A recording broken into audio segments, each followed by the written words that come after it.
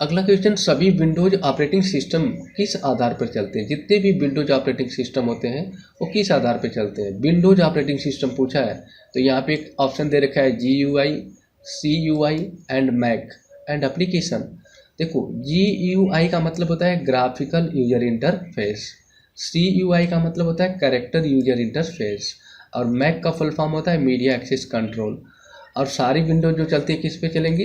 GUI पे चलती है, यानी कि ग्राफिकल यूजर इंटरफेस ऑप्शन इसका सही होगा। तो राइट आंसर इसका हो जाएगा ऑप्शन ए, ठीक है, GUI पे विंडो चलती हैं, ठीक है। अगला क्वेश्चन आप यहाँ पे देखो कि काफ़ी इंपॉर्टेंट क्वेश्चन है, पोर्ट्रेट राइटर में क्या होता है? राइटर में पोर्ट्रेट क्या है? रूलर है, स्टेटस बार है, ओरिएंटेशन है या पेज साइज है?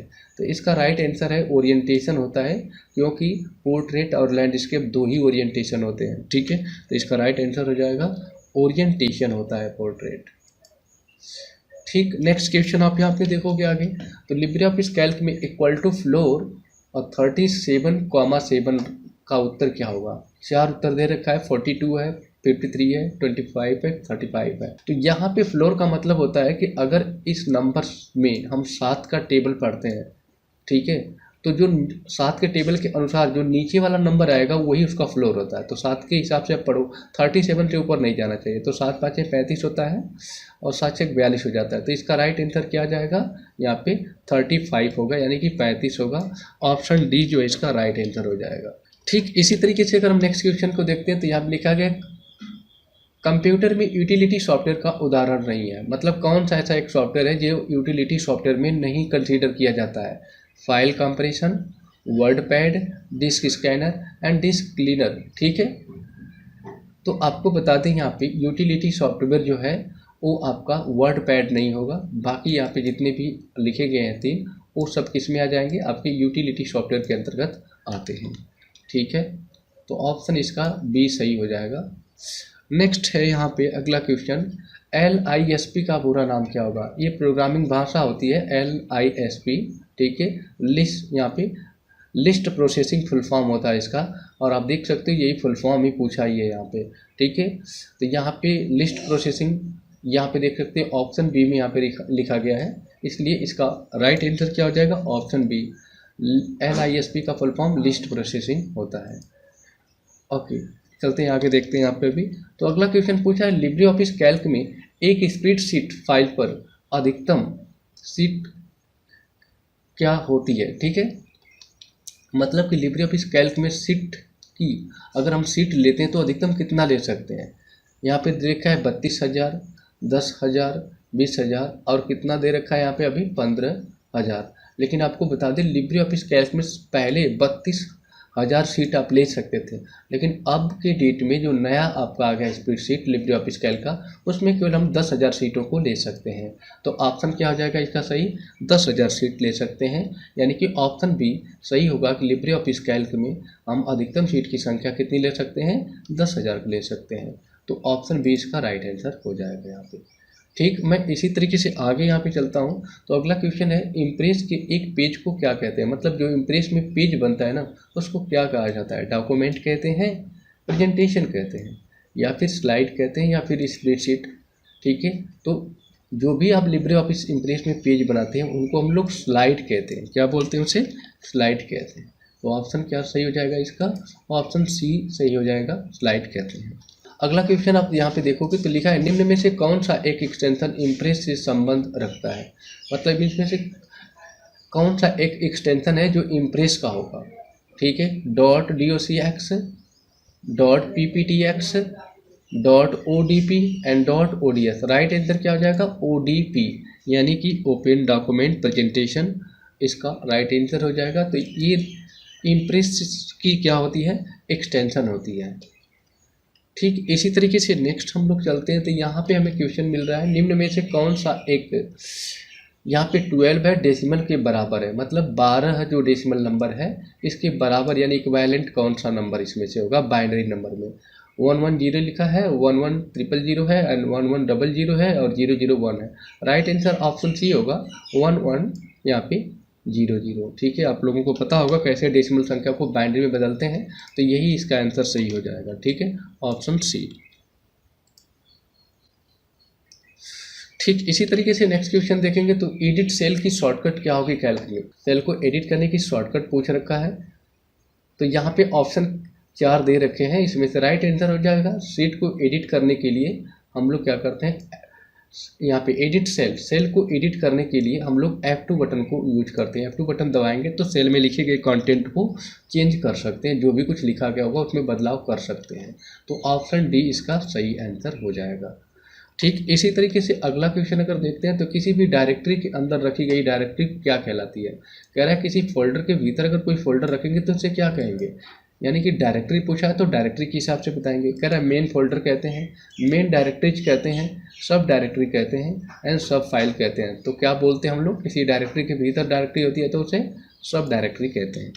तो राइट आंसर हो जाएगा आपका ऑप्शन सी, यानी कि सब डायरेक्टरी कहते हैं। सेलेक्ट करने के बाद कंट्रोल प्लस दबाते हैं तो क्या होगा, डिलीट कॉलम, कॉलम डिलीट हो जाएगा, डिलीट रो, रो डिलीट हो जाएंगी, इंसर्ट अ कॉलम।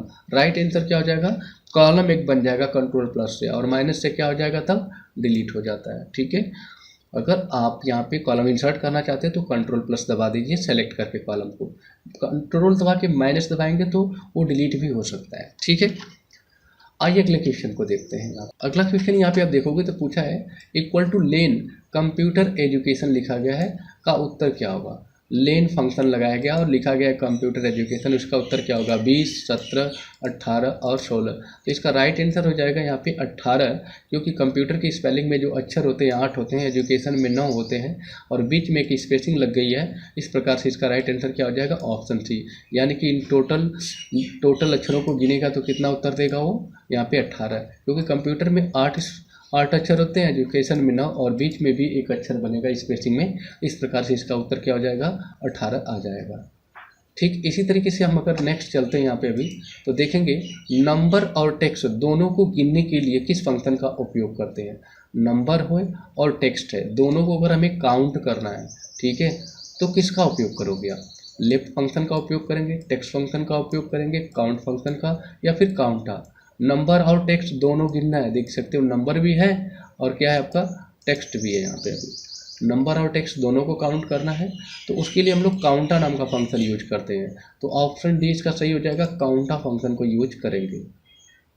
ठीक है, नेक्स्ट क्वेश्चन है एसएमटीपी प्रोटोकॉल किस नंबर पर कार्य करता है, मतलब इसका पोर्ट नंबर बताना है कि एसएमटीपी जो प्रोटोकॉल होता है कौन से पोर्ट नंबर पे काम करता है, 110 पे काम करता है, 25 पे या 80 पे या 16 पे। तो देख लो यहाँ पे इसका राइट आंसर होगा 25 नंबर पर एसएमटीपी, यानी कि सिंपल मेल ट्रांसफ़र प्रोटोकॉल जो होता है वो 25 नंबर पोर्ट पे काम करता है, इसलिए इसका राइट आंसर हो जाएगा ऑप्शन बी, 25 नंबर पोर्ट पे काम करता है। नेक्स्ट यहाँ पे है चेक जारी करने के बाद कितनी अवधि तक मान्य होता है, मतलब अगर हम चेक जारी कर देते हैं, कोई चेक आपने जारी कर दिया, ठीक है, तो कितनी अवधि तक उसको मान्य रख सकते हैं। तो कह रहा है यहाँ पे देख सकते हो 2 महीने तक मान्य होता है, 5 महीने तक, 3 महीने तक और 15 दिन तक। तो चेक कितने दिनों तक यहाँ पे मान्य होता है, 3 महीने तक। ठीक है, यहाँ पे अभी इतना दिन तक वैलिड आपका रहता है। क्लियर है, ओके। नेक्स्ट क्वेश्चन है यहाँ पे सीसीबी का फुल फॉर्म क्या होता है। पहला ऑप्शन दे रखा है code verification value, card verification value, ठीक है, capture verification value and check verification value. इसका राइट आंसर हो जाएगा यहाँ पे card verification value. IFSC code जो बैंक द्वारा इशू किया जाता है वो कितने अंक का होता है, 11 अंक का होता है आईएफएससी कोड। ठीक है, अभी इसका फुल फॉर्म क्या हो जाएगा, इंडियन फाइनेंशियल सिस्टम कोड। ठीक है, इसका पूरा नाम आपका हो जाएगा। ठीक है, 11 अंक का होता है। ठीक इसी तरीके से नेक्स्ट चलते हैं तो अगला क्वेश्चन यहाँ पूछा है नेफ्ट का फुल फॉर्म क्या होता है। एनईएफटी का फुल फॉर्म क्या होगा, नेशनल इलेक्ट्रॉनिक फाइल ट्रांसफर। तो राइट आंसर मैं आपको क्वेश्चन से बता देता हूँ, नेशनल, ठीक है, यहाँ पे national electronic fund transfer, option C यहाँ पे देख सकते हो इसका सही ऑप्शन हो जाएगा। ठीक है, नेफ्ट का पूरा नाम नेशनल इलेक्ट्रॉनिक फंड ट्रांसफर होता है। ठीक इसी तरीके से हम नेक्स्ट चलते हैं तो पूछ रहा है कि यहाँ पे आरटीजीएस में फंड ट्रांसफर करने की न्यूनतम सीमा कितनी होती है। अगर आरटीजीएस का full form real time gross settlement होता है, इसमें कम से कम कितनी हम पैसे को ट्रांसफ़र कर सकते हैं, तो उसका राइट आंसर है 2 लाख रुपये। कम से कम 2 लाख रुपये कर सकते हैं, कम से कम कितना कर सकते हैं, 2 लाख यहाँ पे ट्रांसफ़र कर सकते हैं, अधिकतम की सीमा निर्धारित नहीं है। ठीक इसी तरीके से नेक्स्ट क्वेश्चन है यहाँ पे, राइटर में साइड बार की शॉर्टकट क्या होती है। जो राइटर होता है उसमें साइड बार की शॉर्टकट क्या होती है। Shift plus F5, control plus F5, alt plus F5 या F5। तो इसका राइट आंसर क्या हो जाएगा, यहाँ पे कंट्रोल प्लस F5 जो होती है साइड बार की शॉर्टकट होती है। ठीक है, अगला क्वेश्चन आप देखो कि यहाँ पे है, तो राइटर में फॉन्ट की साइज अधिकतम कितना बढ़ा सकते हैं। अगर राइटर है उसमें फॉन्ट की साइज को अधिकतम बढ़ाना है तो कितना बढ़ा सकते हैं, 72 पॉइंट, 1638 पॉइंट, 999.9 एंड 12। देखो इसको हम लोग MS वर्ड में बढ़ा सकते हैं, 1638 कहते हैं, और राइटर में अधिकतम बढ़ाएंगे तो कितना बढ़ाएंगे, 999.9 हम फॉन्ट की साइज को इंक्रीज कर सकते हैं। ठीक है, ठीक इसी तरीके से नेक्स्ट क्वेश्चन आप देखोगे यहाँ पे है, डेटाबेस का एक उदाहरण नहीं है। इसमें डाटाबेस कौन सा नहीं है, MS access, Oracle, Libre Office Writer या स्कीवल। तो डाटाबेस का एग्जांपल लिब्रे ऑफिस राइटर नहीं होता है, बाकी सब स्कीवल भी है। स्कीवल का full form structure query language, Oracle भी है और MS एक्सेस भी है। नेक्स्ट क्वेश्चन है, VLSI माइक्रो प्रोसेसर टेक्नोलॉजी का प्रयोग कौन से पीढ़ी में किया गया है। मतलब VLSI माइक्रो प्रोसेसर टेक्नोलॉजी का उपयोग कौन सी पीढ़ी में हुआ है, फर्स्ट पीढ़ी में, सेकेंड में, थर्ड में, फोर्थ में। तो राइट आंसर क्या हो जाएगा, चौथी पीढ़ी में किया गया था इसका उपयोग। ठीक है, नेक्स्ट क्वेश्चन है, लिब्रे ऑफिस राइटर में क्लियर डायरेक्ट फॉर्मेटिंग की शॉर्टकट क्या होती है। लिब्रे ऑफिस राइटर में क्लियर डायरेक्ट फॉर्मेटिंग की शॉर्टकट पूछ रखा है यहाँ पे अभी। ठीक है, क्लियर डायरेक्ट फॉर्मेटिंग की शॉर्टकट क्या हो जाएगी, कंट्रोल प्लस यहाँ पे M, कंट्रोल M दबाने से फॉर्मेटिंग हट जाती है। ठीक है, ठीक इसी तरीके से नेक्स्ट क्वेश्चन है आपका यहाँ पे अभी देखोगे तो, लिब्रे ऑफिस इम्प्रेस में न्यू स्लाइड का शॉर्टकट क्या होता है। ठीक है, न्यू स्लाइड अगर लेना है लिब्रे ऑफिस आपको इम्प्रेस में तो किससे ले सकते हैं, कंट्रोल प्लस M बटन को दबाएंगे तो एक नई स्लाइड आपकी इम्प्रेस में बन जाती है।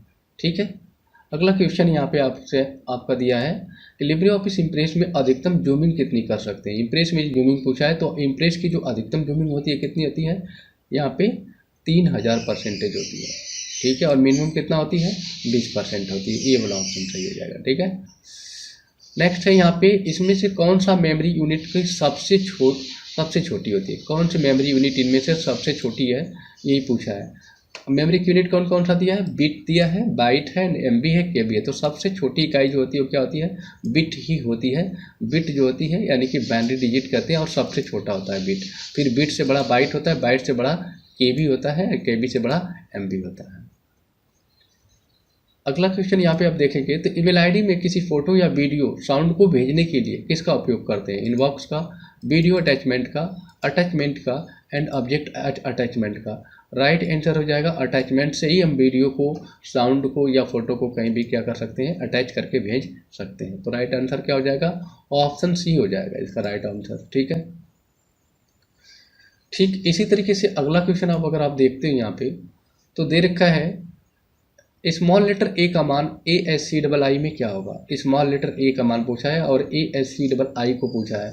ASCII का full form American standard code for information interchange होता है, और स्मॉल लेटर A का मान पूछा है तो वो हो जाएगा 97। अगर कैपिटल लेटर पूछता है तो कितना होता है, 65 हो जाता है इसका। ठीक है, तो 97 इसका राइट आंसर हो जाएगा। ठीक है, अगला क्वेश्चन यहाँ पे आप देखोगे 46 नंबर क्वेश्चन है आपका, लिब्रे ऑफिस कैल्क में HDIV एरर कब दिखाई देता है।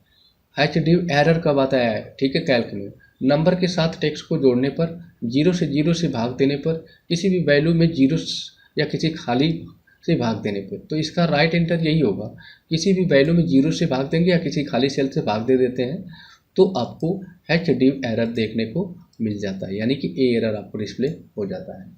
ठीक है, ओके, आज की इस वीडियो में बस इतना ही। अगली वीडियो में हम इम्पोर्टेंट क्वेश्चंस को, ठीक है, कल के डेट में आप लोगों को और बताएंगे जो काफ़ी इंपॉर्टेंट होंगे आपके एग्जाम के लिए। ठीक है, सो आई होप आप लोगों को वीडियो अच्छी लगी होगी। वीडियो अच्छी लगी हो तो प्लीज़ चैनल को सब्सक्राइब कर दीजिएगा, साथ में बेल आइकन को हिट कर दीजिएगा। Okay, thanks for watching this video, see you in the next video.